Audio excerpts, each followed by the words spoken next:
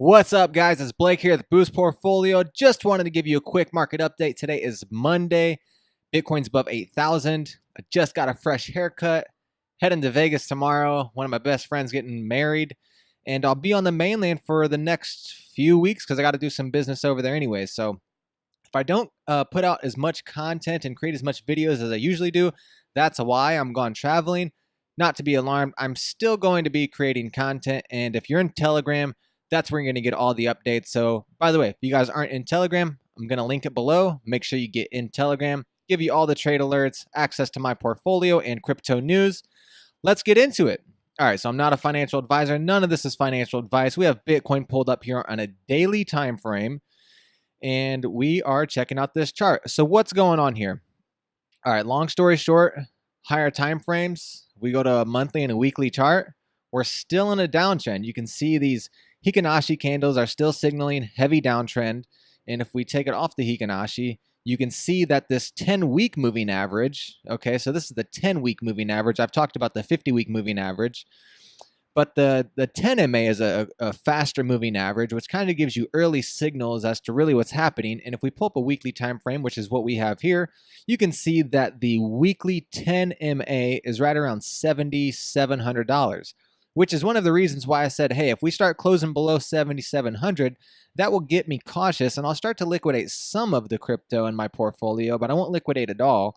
But if we start closing below that 7,400 area, that would be a potentially signaling more downside. And if that's the signal, I'm definitely not going to participate in that. So I'm just trading price and trading trend. So higher time frame on the monthly, still in a heavy downtrend, but as long as this 10-week moving average holds, which is right around 7,700, completely fine holding with my current portfolio.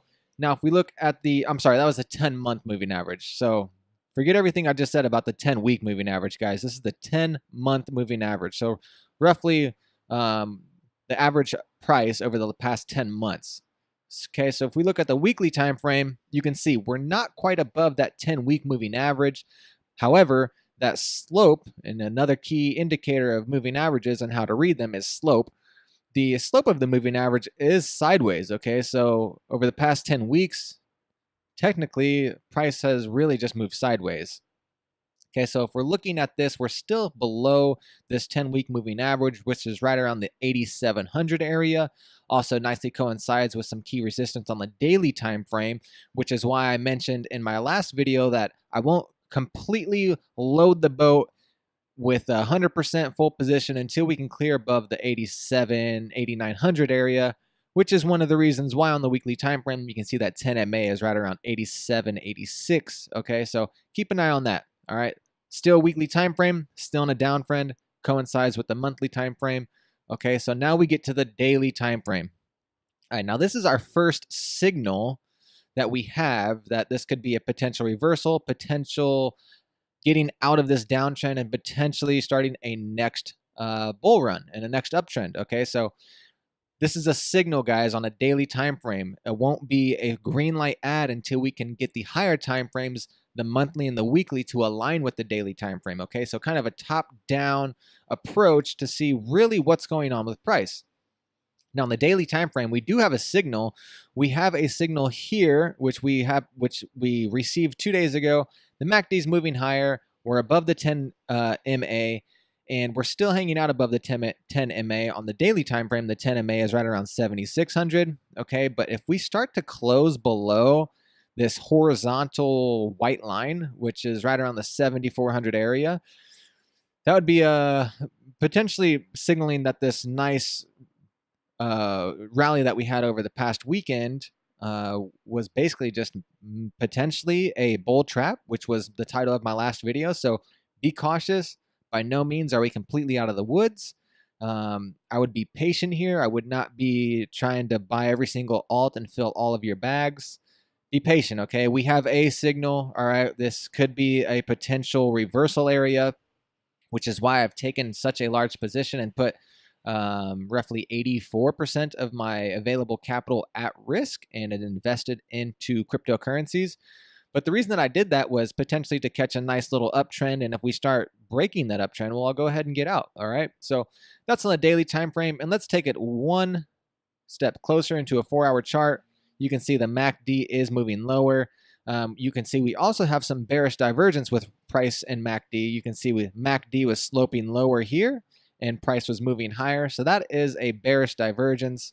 Once we started to lose this 10 MA on the 4-hour time frame, that was a signal that probably going to see some lower prices, and we have since then.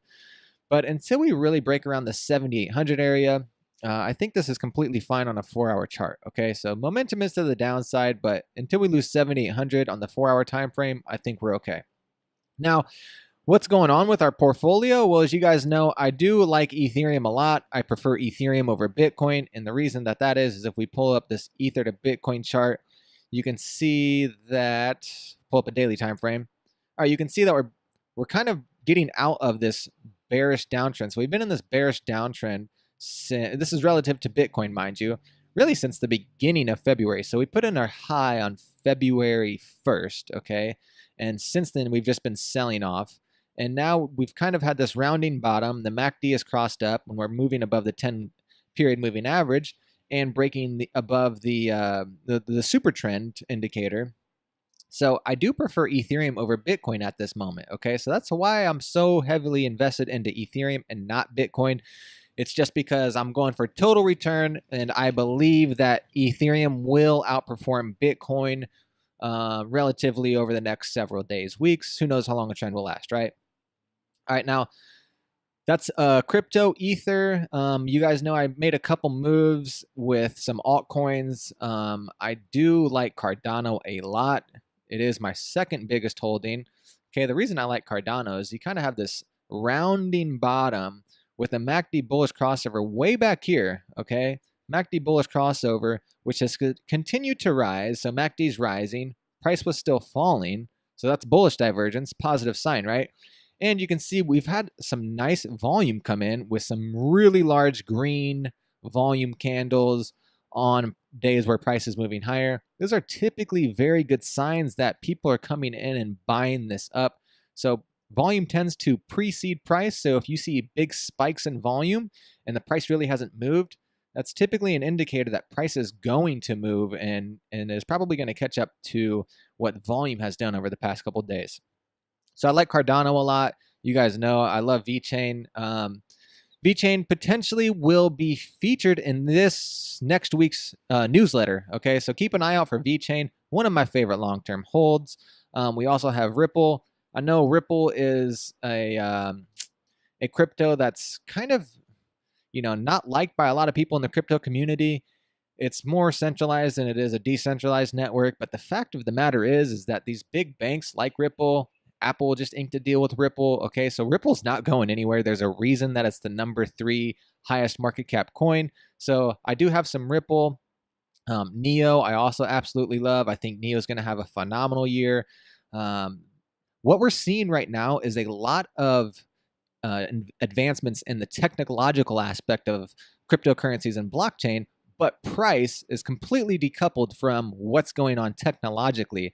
Now, a lot of these coins, they're in their development stages, so they're really focused on, really developing the technology behind their token or their cryptocurrency.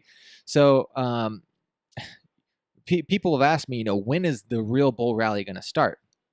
I have no doubt in my mind that there's definitely going to be a bull run to end all bull runs, and it's going to be way bigger than, what 2017 was. But I'm talking about, multi-trillion-dollar market cap type of returns for crypto, and people are always wanting to know, when is that going to happen? Well, I kind of look at this from a couple different perspectives, but in my opinion, I really think that once we start having use cases where people are actually using this in their everyday lives, and potentially people are, these companies are releasing earnings, and the normal average day Joe can understand what is actually going on with this technology and cryptocurrency and these companies that are being created on the blockchain.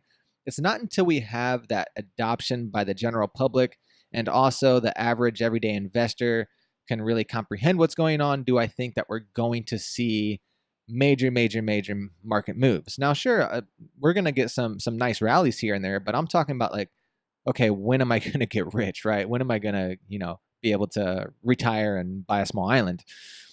That's a few years off, in my opinion. It's not going to come until people start to adopt some of these technologies. Now, a great example of that is basic attention token. Sorry, guys. Basic attention token, BAT. Okay. It's a browser. I use it. I love it. And a lot of YouTubers, a lot of people in crypto love it. It's also one of my favorite picks for coins. If you guys are interested in some of the altcoins, I do like basic attention token. I think the chart looks phenomenal. But basic attention token, they have a phenomenal browser, and the person who created it, he's created Java, Mozilla, all types of stuff. Okay, very smart guy. But they're not even doing yet what they intend to do, and what they really intend to do is to get rid of ads, internet ads, and pay people that are browsing these websites to see these ads. So basically, instead of Facebook getting paid, the viewer will actually get paid, which that's a revolutionary idea. It can be done now with blockchain. Even if basic attention token has a ton of competition, I still think that it has the team, it has the concept. It already has a browser that I'm using right now. I think it's going to be around in 5-10 years. So when you're thinking about, okay, what kind of investments do I want to make? And you're trying to think long term, you need to think what's going to be around 5 years from now. What's going to be around 10 years from now? And in my opinion, basic attention is going to be one of those cryptocurrencies, along with Bitcoin and Ethereum, okay, with the whole host of others. But that's how you guys should be thinking about this: is what's going to be around in 5 to 10 years? Is this something that's going to actually have a use case, can get mainstream adoption, easily implemented? Okay, those are the types of questions you should be asking yourself. Well, I don't want this video to run too long, guys. I'm kind of getting off on a tangent here. I hope you have a phenomenal week. I know I am. I'm going to be in Vegas, having a great time. Maybe I'll share some video and some content with you guys from Vegas. So until next time, I'll see you guys then. And make sure you get in Telegram. That's where all the great content is, guys. So I'm going to put the link below. Have a good one.